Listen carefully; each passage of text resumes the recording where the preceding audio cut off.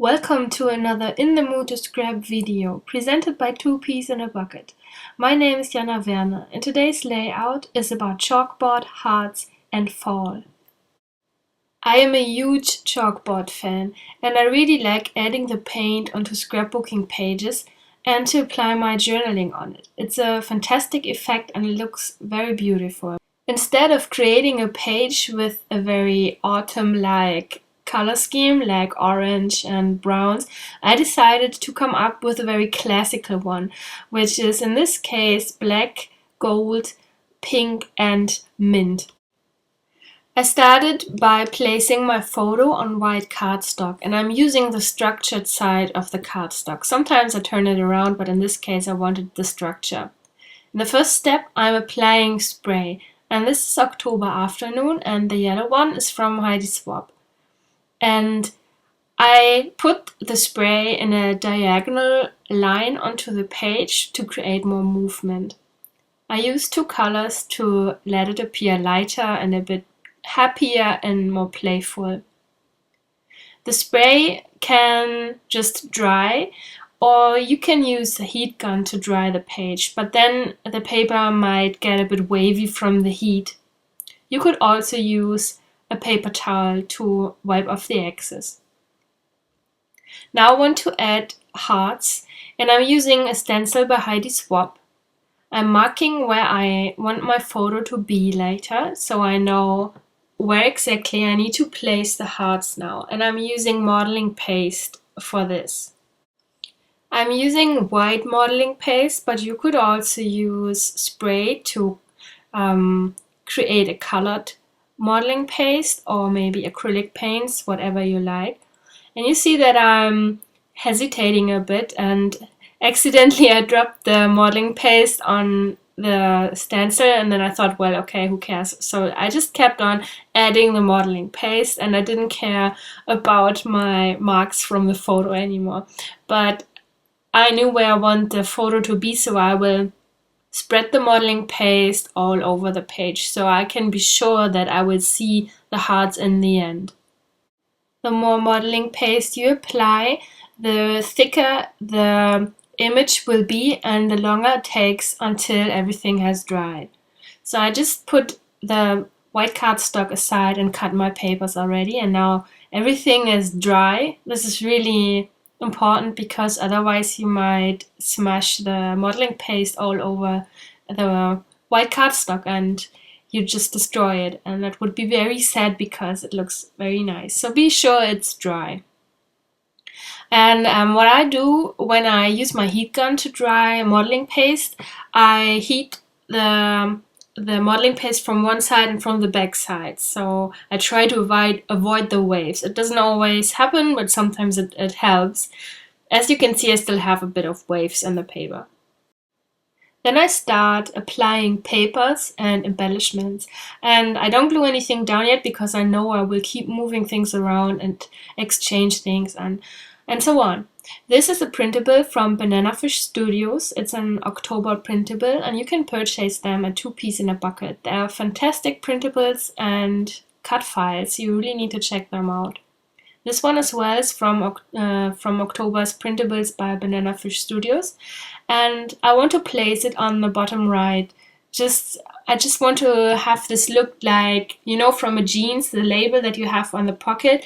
I think that looks really nice. It's a great detail, and so this is the idea for this part of the page.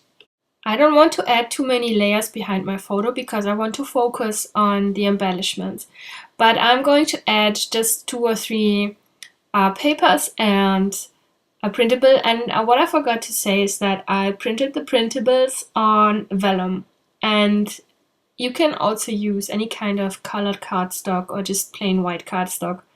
And I really like the appearance of vellum because you can still see through it. Now you see the middle part is just 2 scraps I used from the Crate Paper Maggie Holmes Flea Market 6x6 paper pad and another printable, and I placed it in the middle of the page, and the photo is adhered with 3-dimensional dots because I want it to pop out of the page.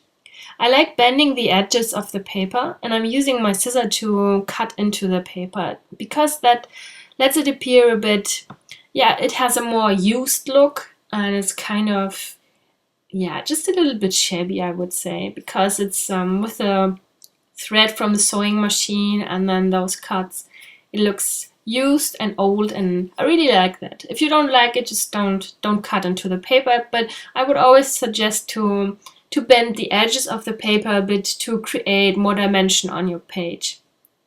I have a few embellishments from Lawn Fawn and Crate paper. This is from Close Knit and Flea Market collections, those chipboard stickers.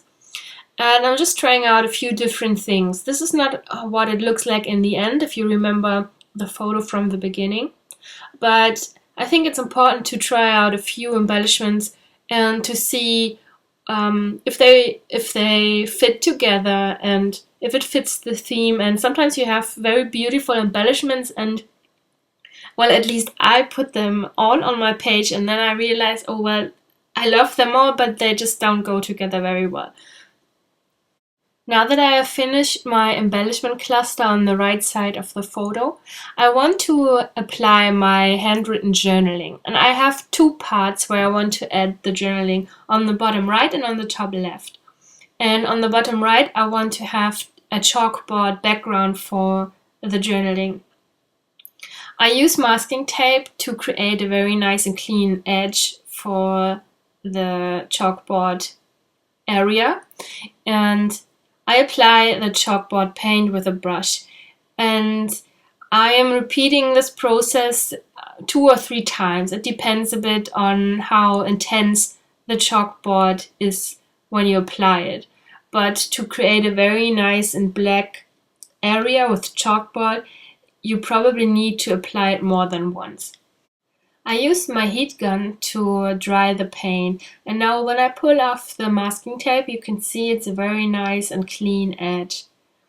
I'm going to use a white gel pen to add my handwritten journaling, and it's very easy to write on the chalkboard part. It looks very nice, and it's very easy to apply the white journaling. I also add a title, and the title of the page as well, Hello Fall, and I used a chipboard sticker with hello and then stickers for the word fall.